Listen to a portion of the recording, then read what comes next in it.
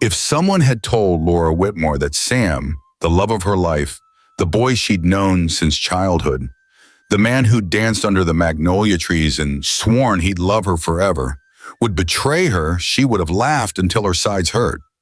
If they'd whispered that Sophia, the broken woman she'd saved from the streets, would be the one to help destroy her, Laura would have called them a liar to their face. But life didn't send memos. It didn't write warning letters or give gentle nudges. It just happened, swift and brutal as a winter's storm.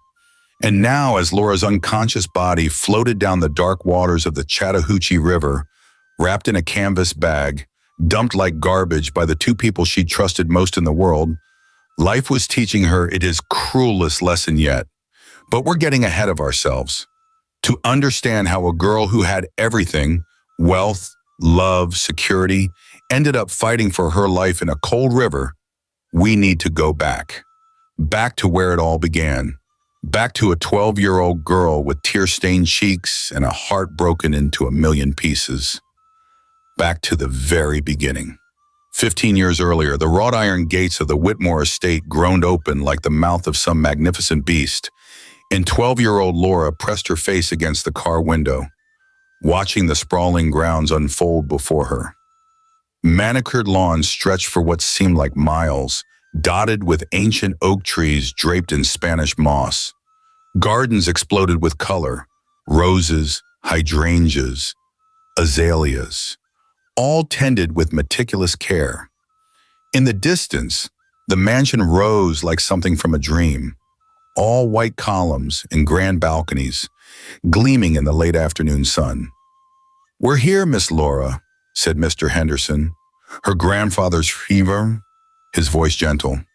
Laura said nothing. She'd said nothing for the past 3 days, not since the accident, not since the police officer had knocked on her classroom door, not since the principal had taken her to the hospital, not since she'd seen the white sheets covering the bodies of her parents.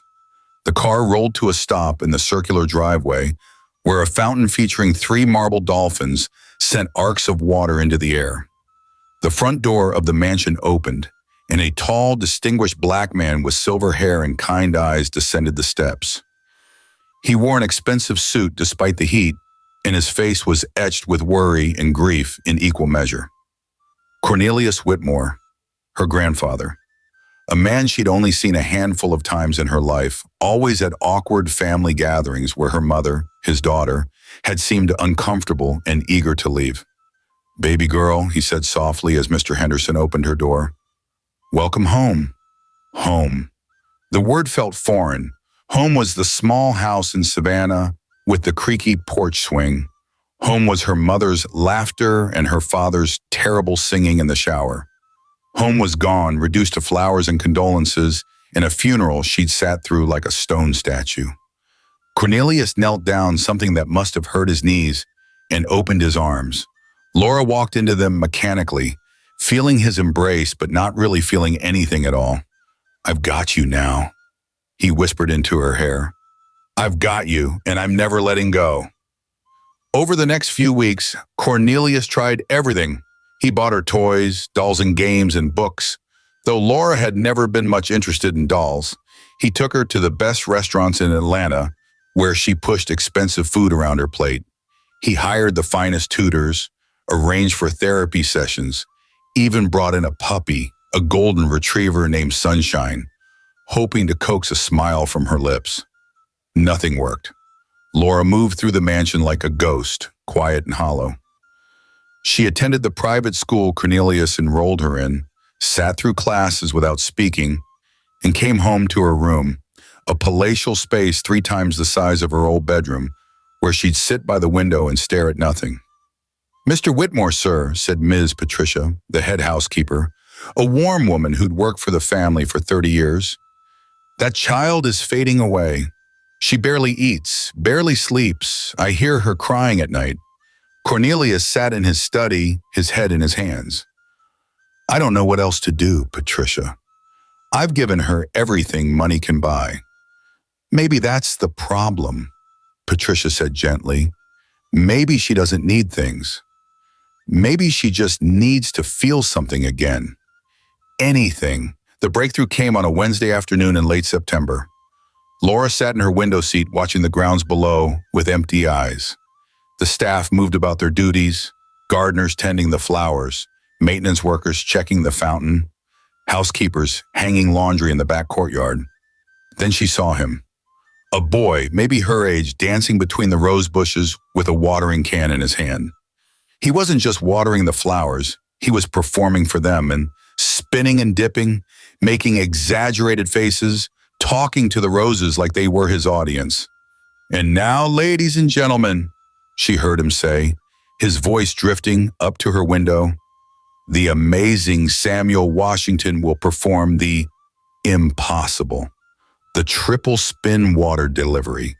He spun 3 times, water sloshing from the can, and finished with a deep bow to a particularly large rose bush. Then he laughed, a sound so pure and unself-conscious that something shifted in Laura's chest. For the first time in months, the corners of her mouth twitched. It wasn't quite a smile, but it was something. Every day after that, Laura rushed to her window when she got home from school, watching for the dancing boy in the garden. He came like clockwork at 4 o'clock, always with his watering can, always with his goofy routine. "Who is that?" Laura finally asked Miss Patricia, pointing out the window. Patricia's face lit up. It was the first question Laura had asked about anything since arriving. "That's Samuel, honey. Sam. His daddy Marcus is our head gardener. Been with the family for 20 years. That boy practically grew up on these grounds." "He's funny," Laura said quietly. "Oh, he's a character, that one," Patricia chuckled. "Always has been. Makes everyone laugh with his antics. Your grandfather says Marcus's boy has sunshine in his soul." Sunshine, like the puppy that Laura still hadn't really bonded with. But this sunshine, this human sunshine dancing in the garden, actually made her feel something. "Can I?" Laura hesitated. "Can I go outside?" Patricia's smile could have lit up the whole mansion. "Baby, you can go anywhere you want. This is your home." The next afternoon, Laura gathered her courage and walked down the grand staircase, through the marble foyer, and out the French doors that led to the garden. Her heart pounded as she approached the rose garden, where Sam was doing his usual routine. He was in the middle of serenading a gardenia bush, singing some made-up song about photosynthesis, when he noticed her standing there. "Oh," he stopped mid-note, looking surprised. "Hey there. You're Mr. Whitmore's granddaughter, right?" "Laura," she nodded, suddenly shy. "I'm Sam. Samuel Washington at your service." He gave an elaborate bow, the same kind he'd given the roses. When he straightened up, his smile was wide and genuine. "You want to help me water the flowers? They love company." I don't know how," Laura admitted. "It's easy. You just pour water on them and tell them they're pretty. Plants respond to positive affirmation. I read that in a science book." He grabbed a second watering can from the ground and held it out to her. "Here, you take the azaleas. But watch out for Mrs. Henderson. That's what I call the big one in the corner. She's particular about how much water she gets." Laura took the can, and for the first time in months, something like a smile touched her face. "You named the plants?" "Of course. You can't be friends with someone if you don't know their name." He gestured around the garden. "That's Mrs. Henderson. This here is Big Pete. Those roses over there are the Jackson 5. There's 5 of them, see? And the tulips are collectively known as the drama queens because they're always drooping about something." And then Laura laughed. It burst out of her unexpectedly, rusty from disuse, but real, honest, alive. Sam's face lit up like she'd given him the greatest gift. "There it is. I was wondering when I'd see you smile. I see you watching from your window sometimes." Laura felt her cheeks warm. "You see me?" "Sure do. I figure you must be lonely up there in that big old mansion." "I know I would be." He started walking toward the azaleas, motioning for her to follow. "So here's the deal. You can come out here anytime you want. The garden's big enough for 2, and the plants could use another friend. What do you say?" "Okay," Laura said softly, then stronger. "Yes." I'd like that. Cool. Oh, and fair warning, I dance while I work. Can't help it. My mama says I came out of the womb doing the moonwalk. Laura actually giggled. That's not possible. You calling my mama a liar? Sam gasped in mock offense, then grinned and, okay, maybe I exaggerated a little, but I definitely did the moonwalk at my first birthday party. There's video evidence. As they watered the plants together, Sam keeping up a steady stream of jokes and observations, Laura felt something she hadn't felt since her parents died. Light, like a little spark of warmth in the cold darkness that had swallowed her whole. From the study window, Cornelius watched his granddaughter laugh with the gardener's son, and for the first time in weeks, he felt hope. From that day forward, Laura and Sam became inseparable. They met in the garden every afternoon, their friendship blooming like the flowers they tended. Sam taught Laura the names of every plant, making up ridiculous backstories for each one. Laura shared her books with Sam, reading aloud under the shade of the ancient magnolia tree while he pruned and weeded. Listen to this, Laura said one day, looking up from a thick novel. The best and most beautiful things in the world cannot be seen or even touched. They must be felt with the heart. Sam paused his weeding to think about that. That's deep. Who said it? Helen Keller. She was blind and deaf, right? And she still became, like, super famous and smart? Laura nodded. She couldn't see or hear, but she learned to communicate anyway. She wrote books and gave speeches and changed the world. See, that's what I'm talking about. Sam sat back on his heels, his face animated. That's what I want to do. Not the blind and deaf part, that would be terrible, but the changing the world part. I want to do something that matters, not just water flowers forever. What do you want to do? Sam grinned. I don't know yet, but it'll be something big, something that makes people go, wow, that's Sam Washington, he really did something. Laura smiled. She loved Sam's confidence, his certainty that he was destined for greatness. It was contagious, making her feel like maybe she could be great too, even though right now she was just a sad girl who'd lost her parents. I think you'll do it, she said softly, whatever it is. And you'll be right there with me, Sam declared. We're a team, Laura. Best friends forever, right? Right. They shook on it, their hands dirty from the garden soil, sealing a promise they both believed would last forever. At school, things were harder. Laura had always been a bigger girl, chubby, as her mother had gently called it, but grief had made her turn to food for comfort. The weight came on quickly, and with it came the cruelty of children who saw someone different and attacked. Look, it's Fatty Laura, sneered Vanessa Mitchell, the most popular girl in 7th grade, as Laura walked past in the cafeteria. Gonna eat the whole lunch line by yourself? The table erupted in laughter. Laura kept her head down, clutching her tray, feeling tears prick her eyes. Hey, Vanessa, came a familiar voice. Sam slid into the seat next to Laura, his smile friendly, but his eyes hard. I heard you failed the science test again. That's what, the 3rd time? Maybe if you spent less time worrying about other people and more time studying, you would actually pass something besides judgment. Vanessa's face went red. Mind your business, Sam. Laura is my business. She's my best friend, and she's worth 10 of you on your best day. He turned to Laura. Come on, let's sit outside. The weather's too nice to waste it in here with people who have nothing better to do than be mean. As they walked away, Laura whispered, You didn't have to do that. Yes, I did. That's what friends do. They stand up for each other. Sam bumped her shoulder with his. Besides, you're not fat. You're beautiful. You're Laura. And that's all that matters. Laura felt warmth spread through her chest. Sam always knew what to say to make her feel better. Cornelius watched the friendship grow with mixed feelings. On one hand, his granddaughter was healing. She smiled again, laughed again, ate meals, and engaged with life. The hollow look had left her eyes, replaced by something brighter. On the other hand, she was becoming deeply attached to a staff member's son. It's inappropriate, said Richard Montclair, one of Cornelius's oldest friends, during a business dinner. The help's child? Really, Cornelius? The girl's going to inherit your entire fortune someday. She needs to learn boundaries. But when Cornelius saw Laura's face light up at the sight of Sam, when he heard her genuine laughter echoing through the halls, he couldn't bring himself to separate them. "She's happy," he told Richard, "for the first time since losing her parents. My granddaughter is happy.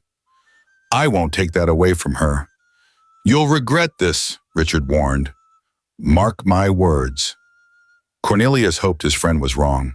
Years passed like the seasons changing in the garden, inevitable, beautiful, and sometimes harsh.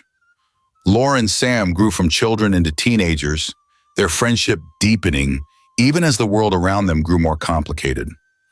At 15, Laura stood in front of her mirror, tears streaming down her face. The dress her grandfather had bought for the school dance didn't fit right. None of her clothes fit right.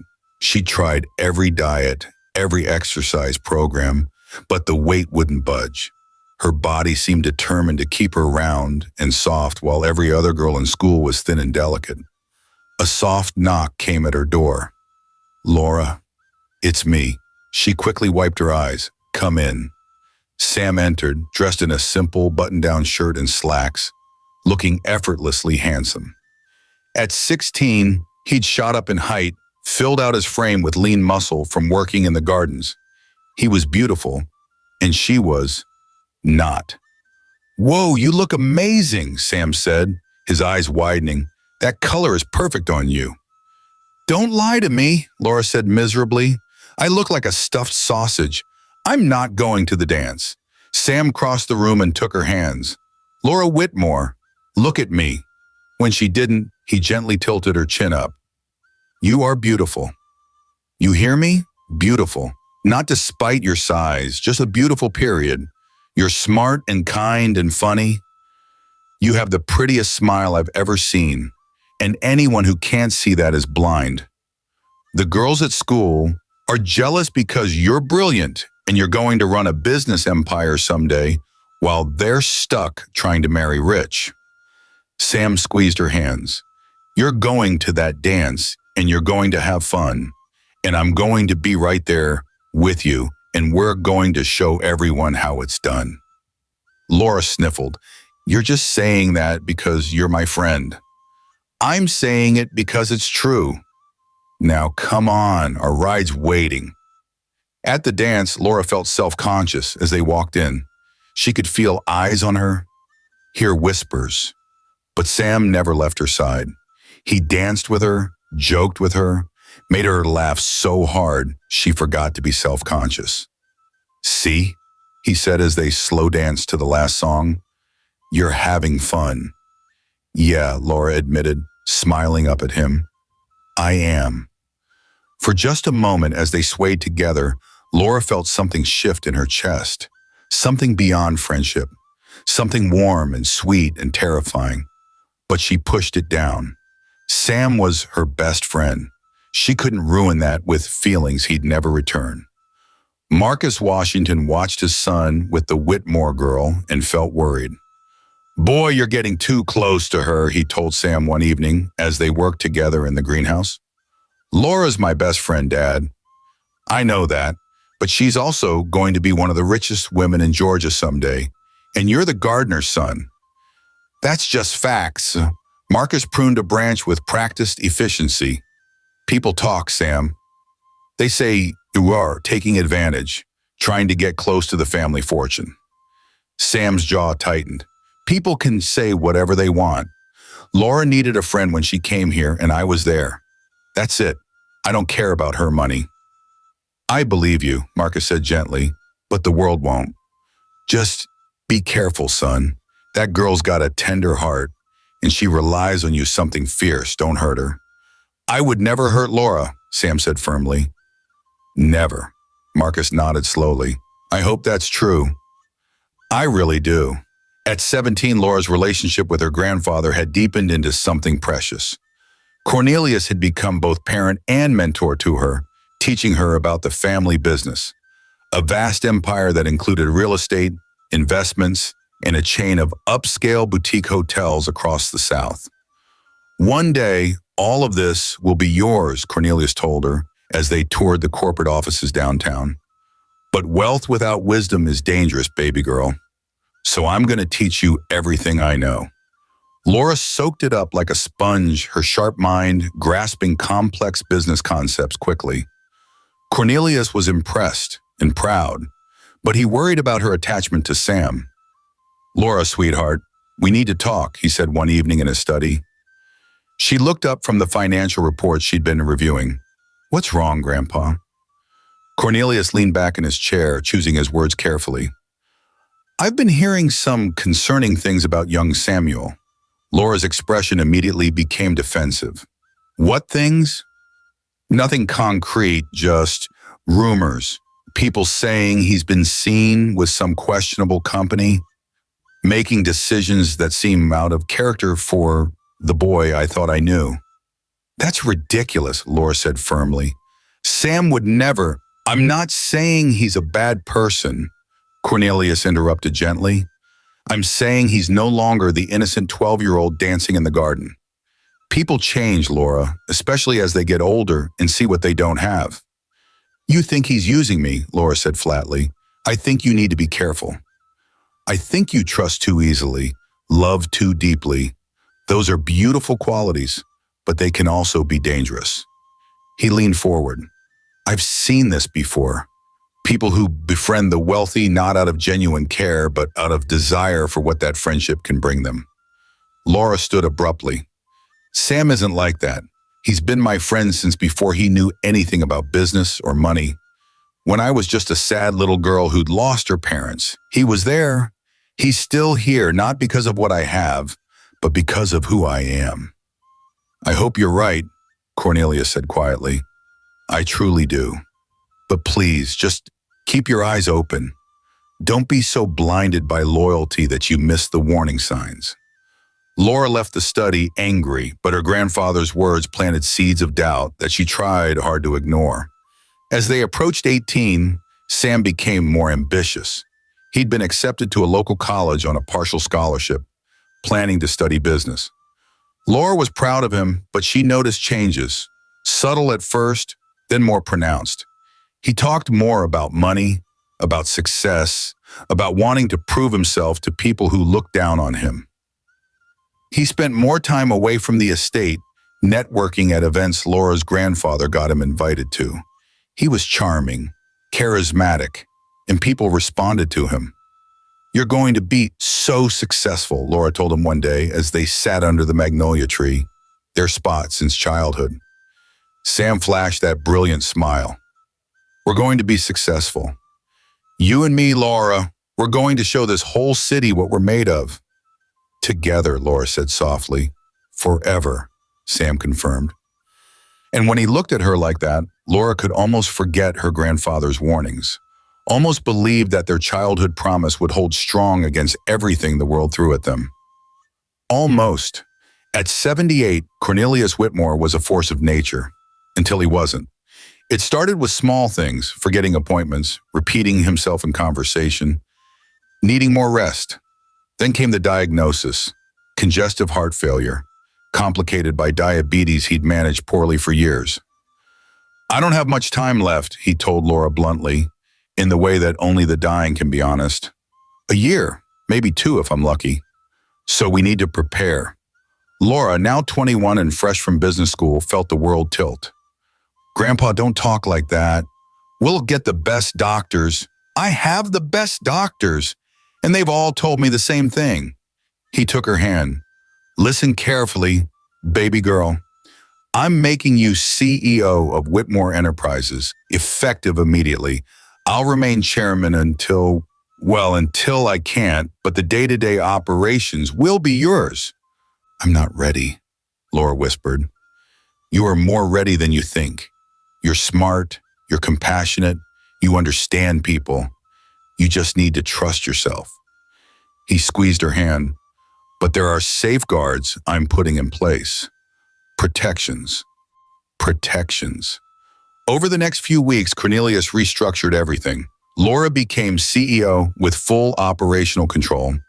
But the bulk of the estate, the real assets, the trust fund, worth hundreds of millions, would only become fully accessible to her 5 years after her marriage, assuming she married with the approval of a 3-person board of trustees. Why such complicated rules? Laura asked, frustrated. Because I'm protecting you from making decisions when emotions are high, Cornelius explained. Love, or what we think is love, can make us foolish. I want you to have time to be sure of your choices before you have access to everything. You still don't trust Sam, Laura said quietly. Cornelius sighed. I don't trust anyone completely when it comes to protecting you. Not even myself, which is why there are trustees. Samuel, he may be exactly what you think he is, or he may be playing a long game. Time will tell. I love him, Grandpa, Laura admitted for the first time out loud. I think I've loved him since we were kids. I know, sweetheart. I see it on your face every time he walks into a room. Cornelius looked at her with infinite sadness and love. Just promise me you'll be careful. Promise me you'll watch for red flags. And promise me that if you do marry him, you'll wait, let the relationship mature. Let time reveal truth. Laura promised, not knowing how thoroughly she would break that promise or how much it would cost her. Marcus Washington noticed the changes in his son too, and they worried him. Sam had always been ambitious, but now there was an edge to it, a hunger that seemed less about achievement and more about acquisition. Boy, you spending a lot of time with Miss Laura lately, Marcus commented as Sam got dressed for another dinner at the main house. She's going through a hard time with her grandfather being sick. She needs support, Sam replied, adjusting his tie, a designer one that Laura had given him for his birthday. Support or something else? Marcus asked carefully. Sam's face hardened. What's that supposed to mean? It means I see how you look at her now. And it's different from how you looked at her when you were kids. Back then it was pure friendship. Now, Marcus shook his head. Now I see calculation in your eyes. You think I'm using her? Sam said coldly. I think you're a young man who's grown up watching wealthy people have everything while you and your daddy tend their gardens. I think you're smart enough to see an opportunity when it's in front of you. And I think you're not being honest with yourself about your motivations. Laura's my best friend, Sam insisted. I care about her. I believe you do, Marcus said. But is it her you want or what she represents? Freedom from being the help, status, wealth. Think hard on that, son. Because if you pursue this girl for the wrong reasons, you'll destroy her. And yourself. Sam stormed out without answering, but Marcus's words echoed in his mind more than he wanted to admit. Cornelius died on a rainy Tuesday in November, peacefully in his sleep with Laura holding his hand. She was 22 years old and now the sole heir to a fortune worth nearly $500 million, though most of it was locked in trusts and corporate structures designed to protect it. The funeral was massive. Atlanta's elite turned out to pay respects to one of the city's great philanthropists and businessmen. Laura stood at the front of the church, numb with grief, feeling like she'd lost her parents all over again. Sam was there, of course. He'd taken a week off from his new job at a marketing firm to be by her side. He held her when she cried, organized details when she couldn't think straight, fielded phone calls from people offering condolences. I don't know what I'd do without you, Laura whispered to him after the funeral, as they sat in the mansion that felt too big and too empty. You'll never have to find out, Sam promised. I'm here, Laura. Always. In her grief, Laura clung to him. He was the constant in her life, the person who'd been there through everything. He was safety, comfort, love, or so she believed. 2 months later, as Laura struggled to manage both her grief and the massive responsibility of running Whitmore Enterprises, Sam took her to their spot under the magnolia tree. I have something to say, he began, looking nervous in a way she'd rarely seen him. What is it? Sam took her hands. We've known each other for 10 years now. You've been my best friend, my confidant, my everything. And somewhere along the way, friendship became something more. At least for me. Laura's heart started pounding. Sam, let me finish, he said, smiling. I love you, Laura. I'm in love with you. I have been for years. And I know this might be too soon after your grandfather. And I know the world might not understand, but I can't keep it in anymore. You're the most incredible woman I've ever known, and I want to spend my life with you. If you'll have me." Tears streamed down Laura's face. Tears of joy, of relief, of love finally acknowledged. "Yes," she breathed. "Yes, I love you too. I've loved you forever." They kissed under the magnolia tree where their friendship had bloomed, and Laura felt like everything was finally falling into place. Her parents were gone, her grandfather was gone, but she had Sam. She had love. She had a future. The proposal came 3 weeks later, a simple, perfect moment with a ring that was modest but thoughtful. Laura said yes immediately, already planning their future in her mind. Marriage, children, growing old together while building the Whitmore legacy into something even greater. Her grandfather's lawyer, Bernard Sterling, was less enthusiastic when she told him. "Laura, I have to advise you, your grandfather put certain provisions in place specifically to prevent hasty decisions after his death. Marrying this quickly—" "I'm not being hasty," Laura interrupted. "I've known Sam my whole life. This isn't some whirlwind romance. Nevertheless, the trust stipulations, I don't care about the trust. I have the company, I have the estate. That's enough. Sam and I will build our own fortune if we have to. This is about love, not money." Bernard looked at her with pity. "I hope that's true for both of you, my dear." "I sincerely hope it is." They were married 3 months later in an intimate ceremony in the mansion's garden, under the magnolia tree where everything had begun. Laura wore a custom dress that made her feel beautiful despite her size, and Sam looked at her like she was the only woman in the world.